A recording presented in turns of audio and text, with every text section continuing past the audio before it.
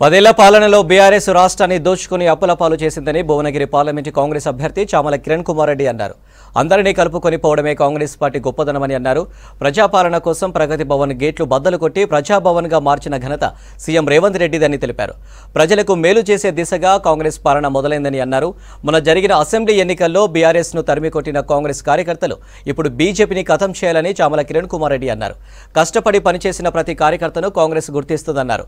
Assembly ఎన్నికల్లో కాంగ్రెస్ గెలుపు కోసం ఎలా కష్టపడ్డారు, ఎంపీ ఎన్నికల్లోనూ అలాగే కష్టపడి తనను గెలిపించాలని కార్యకర్తలను కోరారు చామల కిరణ్ కుమార్ రెడ్డి.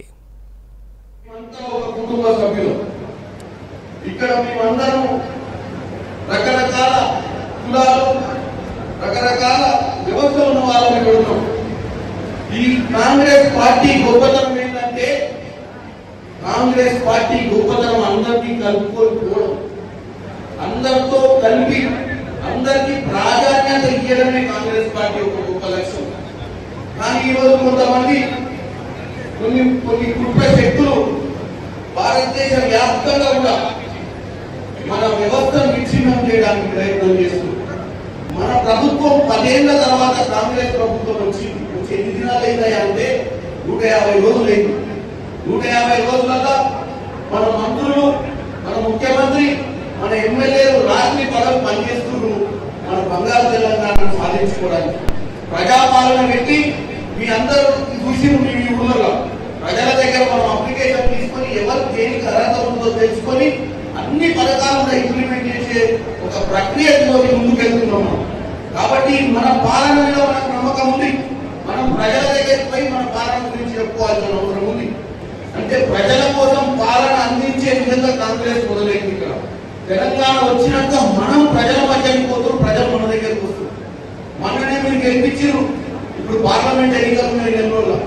నిన్ననే రేవంత్ రెడ్డి గారు మా మీటింగ్ లో చెప్పారు, దయచేసి మన కాంగ్రెస్ కార్యకర్తలకు చెప్పండి, ఎన్నికలు పదే పెట్టి కోడ్ తీసుకురావడం వల్ల డెవలప్మెంట్ ఆగిపోతుంది. ఎన్నికలను ఒకేసారి కంప్లీట్ చేద్దామన్న ఆలోచనతో ఉన్న జూన్ 4వ తారీఖు రిజల్ట్ వచ్చిన తర్వాత ఇమ్మీడియట్ గా లోకల్ బాడీ ఎలక్షన్ కూడా పెట్టాలనుకుంటున్నా. మన వాళ్ళను ఈ ఎన్నికలలో జాగ్రత్తగా చేసుకొని వార్డు మెంబర్లు కావాల్సిన వాళ్ళు, సర్పంచులు కావాల్సిన వాళ్ళు, ఎంపీటీసీలు కావాల్సిన వాళ్ళు, జెడ్పీటీసీలు కావాల్సిన వాళ్ళు మీరు కూడా బాధ్యతే. ప్రతి ఒక్కరు ఎన్నికలలో చిన్న చెప్తారు అనుకోవచ్చు. నేను ఒక సామాన్యుని నమ్మదాకా మీ మధ్యలో వస్తున్నటువంటి యువజన కాంగ్రెస్ కార్యకర్తనే. నేను ఈరోజు ఈ స్టేజ్ మీద వచ్చి పార్లమెంట్ టికెట్ వచ్చిందంటే దీనికి కారణం మీరందరూ ఆశీర్వదించడం వల్లనే.